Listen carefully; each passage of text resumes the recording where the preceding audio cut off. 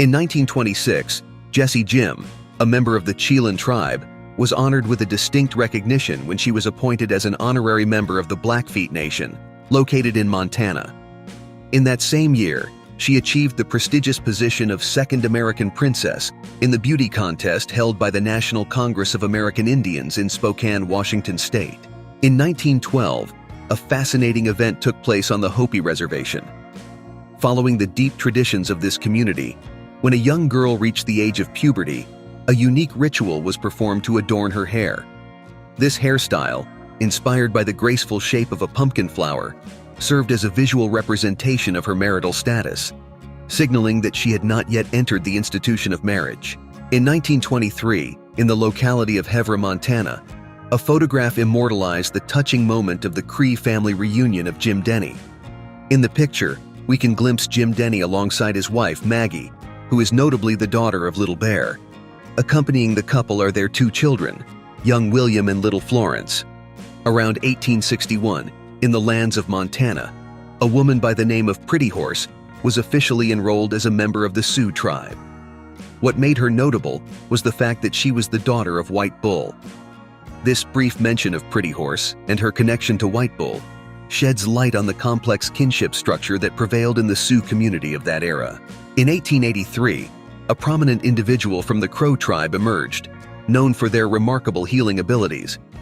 Their significance in tribal society was evident through their central role in medicinal practices and spiritual traditions, serving an essential function as a source of wisdom and healing for their community during that historical period. Around 1904, in the heart of the Laguna Pueblo, located in the state of New Mexico, we encounter a woman who went by the name Kiya Tadi, also known as Lata Atzia.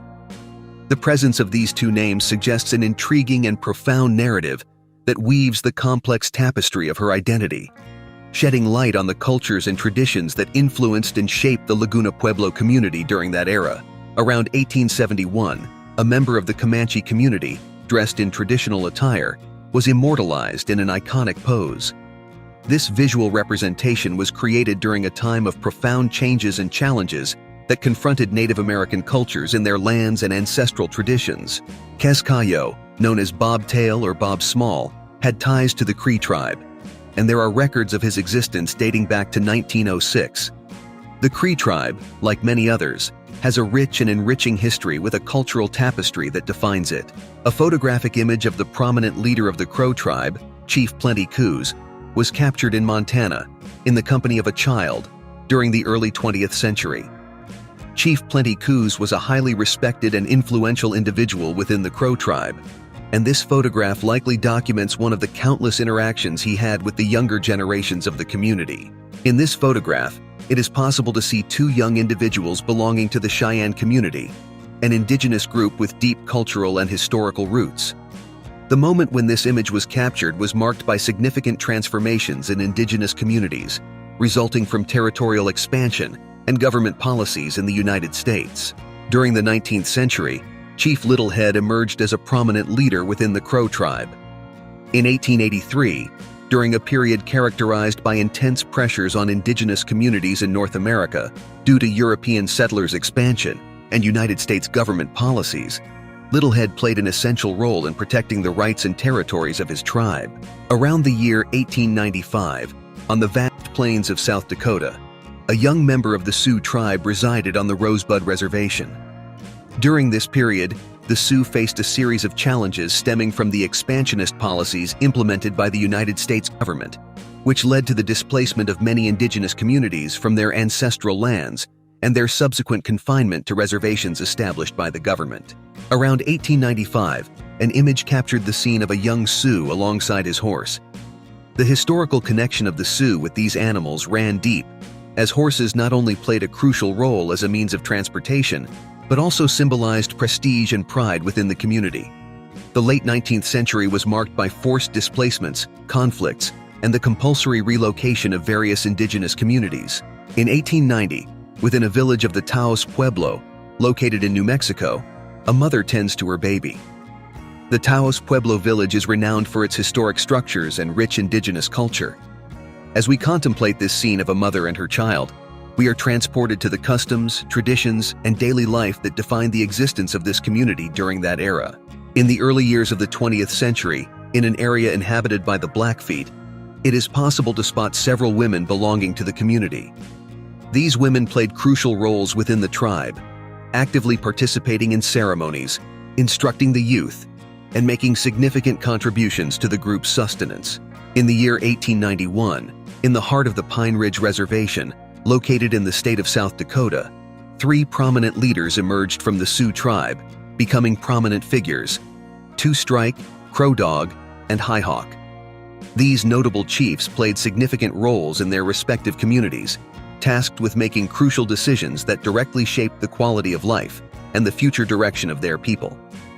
In the early years of the 20th century, a member of the Navajo community stood out in their ancestral lands, predominantly located in the southwestern United States.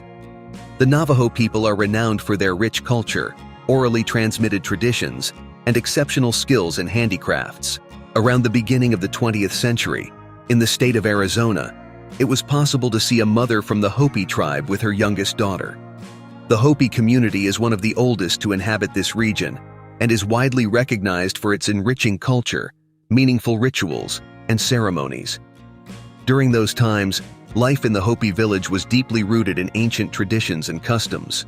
In 1899, Misaw, an individual from the Shoshone tribe, held a prominent position in the community that primarily resided in the vast areas of the western United States. The Shoshone were renowned for their expertise in hunting, fishing, and gathering, as well as their rich oral traditions and cultural ceremonies. In the early 20th century, in the vicinity of their ancestral community, it was possible to spot a pregnant woman from the Inuit people, symbolizing the continuation of life and the legacy of their culture. In addition to the baby she carried in her womb, she also had a child on her back, following a common practice among the Inuit, aimed at ensuring the protection of the little ones. In 1908, Bird Rattle emerged as a prominent figure among the members of the Piegan tribe, which was part of the Blackfoot Confederacy and predominantly occupied the vast plains of northern United States and southern Canada. During this time, the Piegan tribe members continued to diligently preserve the traditions, practices, and rituals passed down from one generation to another. In 1867, the Northern Cheyenne tribe had 3 widely recognized notable leaders: Fat Bear, Big Head, and Dull Knife.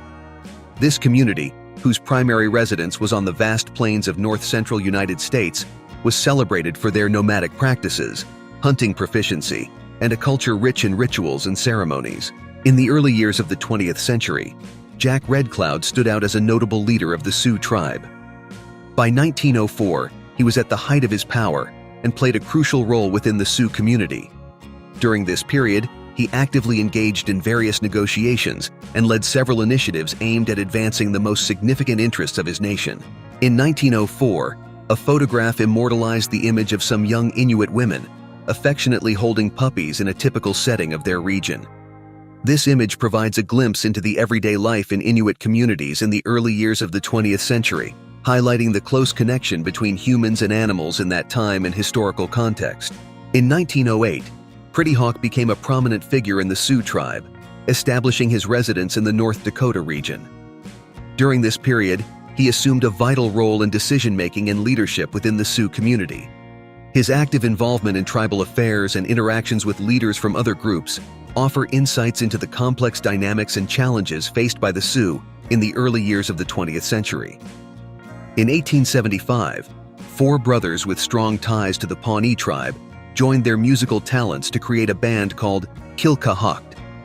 During this era, music played a crucial role in cultural expression and communication among indigenous tribes.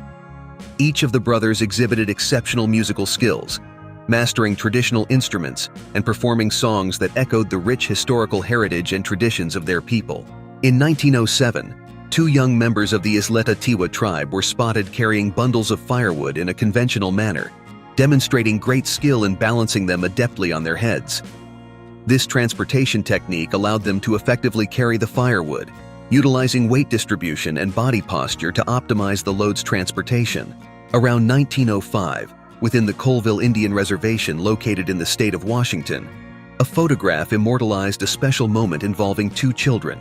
a baby, and a slightly older girl. In the image, you can see the girl tenderly caring for or interacting with the baby, a common scene in communities where older siblings often play an active role in taking care of the younger ones.